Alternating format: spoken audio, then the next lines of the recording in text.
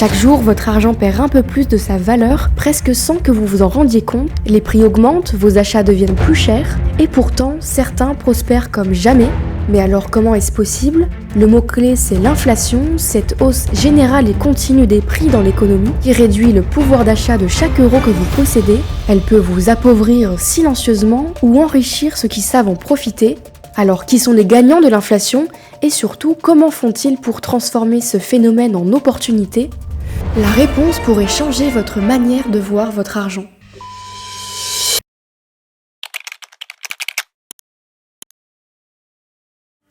En 2020, tout s'est arrêté. Du jour au lendemain, le monde entier s'est figé. On s'en souvient très bien, le Covid-19 a bouleversé nos vies, nos habitudes et nos économies. Les rues étaient vides, les avions cloués au sol, les entreprises à l'arrêt. C'était irréel, sans précédent, et face à ce choc, les gouvernements ont sorti l'arme la plus puissante qu'ils avaient, l'argent. Des aides, des subventions, des milliards injectés pour sauver ce qui pouvait encore l'être. Alors sur le moment, ça a fonctionné.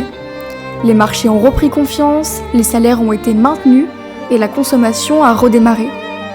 Mais on le sait, rien n'est gratuit.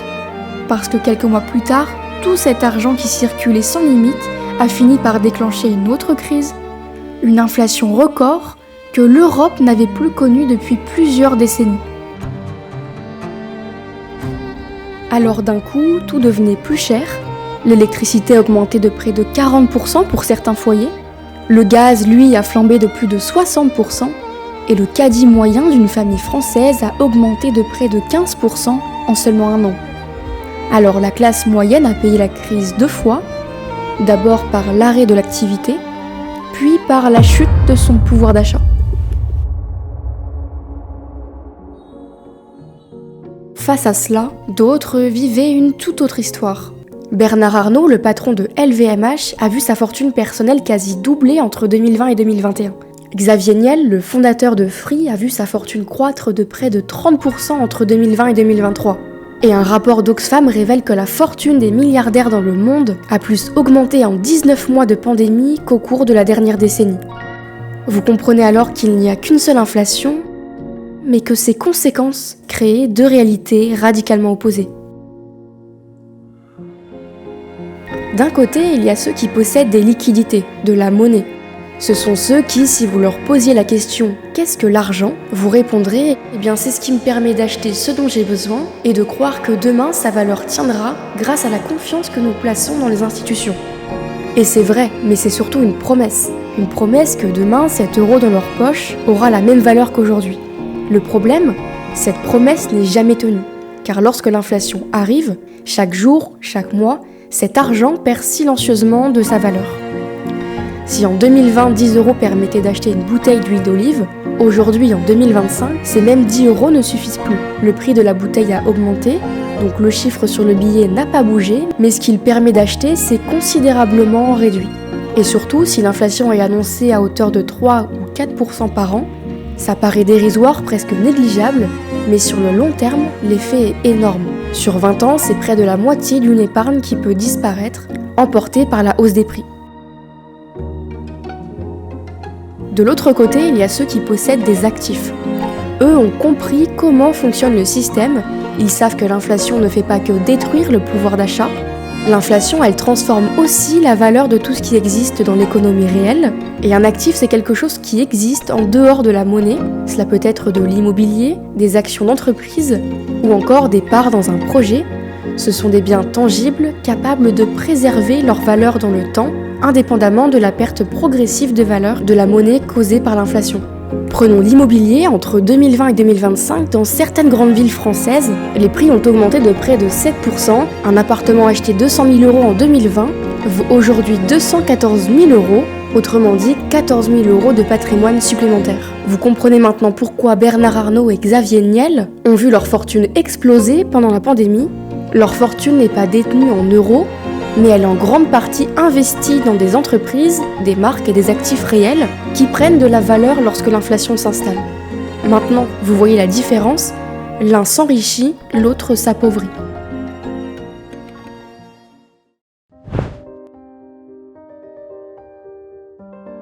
Paradoxalement, l'inflation n'est pas toujours une catastrophe. La Banque Centrale Européenne vise un taux d'inflation de 2% par an, et comme vous pouvez vous en douter, ce n'est pas un chiffre choisi au hasard. À 2% par an, l'inflation joue un rôle positif dans l'économie. Elle favorise la consommation. Lorsque les gens savent que les prix vont légèrement augmenter, eh bien ils sont incités à dépenser aujourd'hui plutôt qu'à attendre demain. Résultat, cela fait tourner l'économie et cela crée de l'activité. Aussi, elle encourage les entreprises à investir, à innover et à se développer parce qu'elles anticipent une demande croissante et des revenus futurs plus élevés. Mais surtout, elle évite quelque chose de bien pire, la déflation. C'est une baisse généralisée et prolongée des prix et contrairement à ce qu'on pourrait penser, ce n'est pas du tout une bonne nouvelle, c'est un cauchemar économique. D'ailleurs, le Japon a vécu ça pendant plus de 20 ans. Cela a traduit une économie en stagnation, des prix qui baissent et une croissance anémique. Finalement, une inflation modérée autour de 2%, c'est sain, c'est le signe d'une économie qui respire, qui fonctionne et qui est en mouvement. Alors le vrai danger n'est pas l'inflation elle-même, le vrai danger c'est d'y être exposé sans la comprendre, c'est de subir ses effets sans savoir s'en protéger. Vous l'avez compris, se protéger c'est savoir quel actif détenir et ainsi comprendre comment fonctionne le système. Et ça tombe bien, certains actifs ont prouvé leur capacité à mieux résister, voire à croître pendant les périodes d'inflation. On les surnomme même les actifs anti-inflation. L'or d'abord, l'or ne génère pas de revenus, il ne produit rien, il ne vous verse pas de dividendes, mais sa rareté, sa durabilité et son rôle de valeur refuge en période d'incertitude lui permettent de conserver sa valeur. Depuis des millénaires, l'or est reconnu comme une réserve de valeur. Les civilisations passent, les monnaies disparaissent, mais l'or reste. Et les chiffres parlent d'eux-mêmes. Entre 1970 et 1980, une décennie d'inflation record aux États-Unis, eh bien le prix de l'or a été multiplié par plus de 10. Et aujourd'hui encore, entre 2023 et 2024, avec les incertitudes géopolitiques, les tensions économiques, eh bien l'or atteint des sommets historiques. L'immobilier ensuite, il s'agit là d'un actif tangible, concret, un actif productif capable de générer des revenus, et souvent les loyers tendent à suivre l'inflation. Par exemple en France, ils peuvent être revalorisés grâce à l'indice de référence des loyers, l'IRL. Résultat, un bien immobilier peut offrir une protection naturelle contre la perte de valeur de la monnaie. Et puis il y a le Bitcoin, plus récent, plus controversé aussi, certains le présentent comme l'or numérique, parce que sa rareté est programmée. Il n'y aura jamais plus de 21 millions de bitcoins en circulation, donc aucune banque centrale pour en créer davantage, pas d'impression de bitcoin, et donc aucune dilution.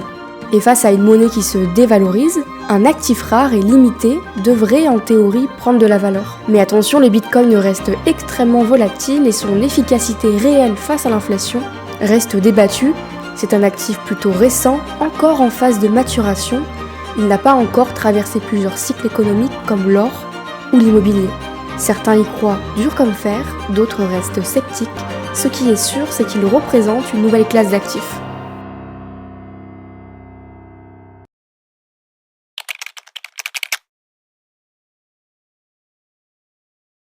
Mais alors au-delà du choix de l'actif, le plus important c'est de comprendre les mécanismes de l'inflation avant qu'ils ne vous dépassent. Comprendre que laisser dormir 50 000 € sur un compte courant, non rémunéré dans un contexte d'inflation à 6%, c'est perdre 3 000 € de pouvoir d'achat par an sans jamais le voir disparaître. Comprendre que dans un monde inflationniste, s'endetter à taux fixe pour acquérir un actif productif, ce n'est pas une prise de risque irrationnelle, mais une manière de se protéger contre la dépréciation de la monnaie. Et comprendre que la bourse n'est pas un casino lorsqu'elle est abordée sur le long terme, comme une participation à l'économie réelle, capable d'absorber les chocs, y compris l'inflation.